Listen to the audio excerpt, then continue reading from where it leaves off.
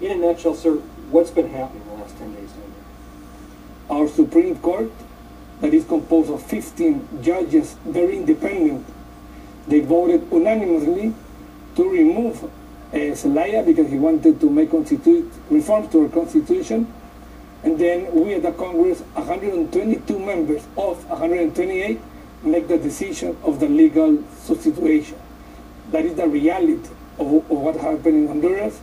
Check and balance, the legislative branch and the judiciary branch voted almost unanimously to remove Zelaya. There was not a military coup. There's not one military in the government, not one military in the executive branch. They just complain and order a resolution from the Supreme Court.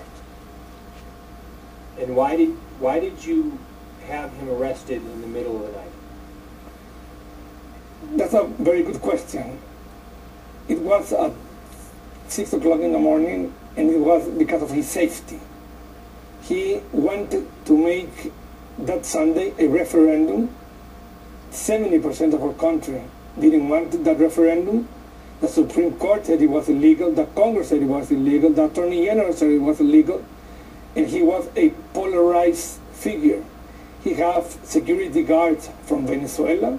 He had security guards from our country. And if he wasn't taken off of our country, many blood is going to be in our country. Let me just interject here for make sure I understood you clearly, sir. The president of Honduras had private security from foreign countries protecting him? Yes, exactly. Honduran president hired mercenaries for his protection? Yes. And you have proof of this? Well, the own military of ours knows the situation. We have the video of the airplanes coming to our country. Maybe we don't have the identification of each one of these Venezuelans. Just yesterday at 9 o'clock in the night in Copa Airlines, 60 civilians came from Venezuela. Just yesterday. So maybe we cannot prove it with documents, but it's a voice secret here in our country that ex-President Zelaya had a anillo de seguridad, I don't know how to say it in English, a circle of security from Venezuela. Why fly him to Costa Rica instead of just putting him in prison here in Honduras? Because here in Honduras, if he was going to jail, there's going to be like a civil war in our country. Because all the persons that are here from Venezuela, from Nicaragua, had another plan. Their plan was not to go to jail, fight the Hondurans, and a lot of blood is going to go in the streets. Many people dead, many people harmed, and we didn't want that. At this moment, we only have had one dead, unfortunately, and because they wanted to invade our terminal at the airport. So I think it was not the best decision, but it was a wise decision taking to Costa Rica. Do you know who shot that young man at the airport? We don't know, really. But we, the intelligence of the armed forces and the human rights commissioners thinks that the person that unfortunately killed this young man from Olancho, it was from their side, the bullet come from their side of the rally and not from the soldiers that were in the airport. That's a scientific mention yesterday in many TVs and radios, that the bullet came from the other side and not from this side. I really don't know where the bullet come from. If things had gone different on Sunday, if there would have been more violence at the airport, if civil war would break out, what would you think the reaction would be from Ortega or from Chavez? They have an intention to put again Zelaya in the presidency, whatever happens. Inclusively, there's a fear that they could invade our country at any moment, because the domino theory, first Venezuela, then Bolivia, then Ecuador, then Nicaragua, then Honduras, stops here. So this is a big threat for them. It's the first defeat they have in Latin America.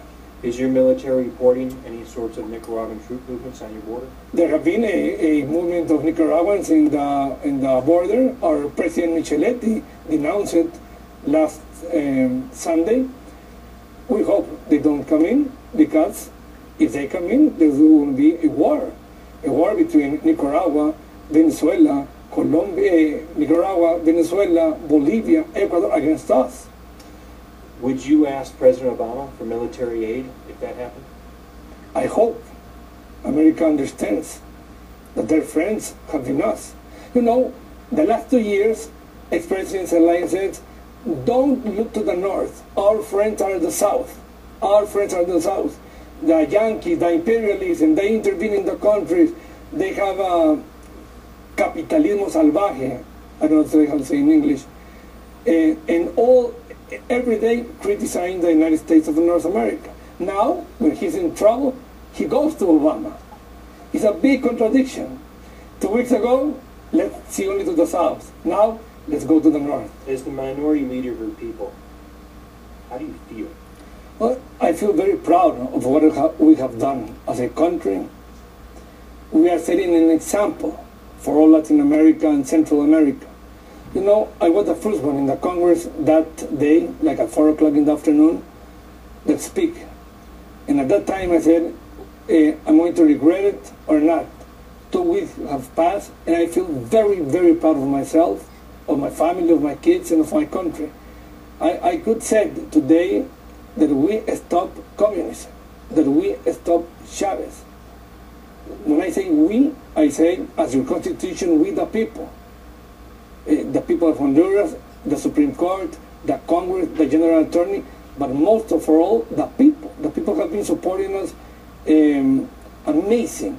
We made a miracle, really, against Chavez, against Zelaya, against Ortega, alone. Not with our friend, unfortunately, United States. That is our friend. And, but we have done it. A small country that could stop communism. Sir, you told me this evening that you believe that ex-President Zelaya has foreign mercenaries in this country. Are you in fear for yourself or your family? Yes, I feel fear of myself and my family, but it's a cost of democracy. You have to take that risk. If you don't take it, who's going to do it? You know, we're going to elections in 4 months. Ex-President Zelaya's term finishes, what is going to finish in 6 months. Do you think a military is going to imagine a military coup only for 6 months?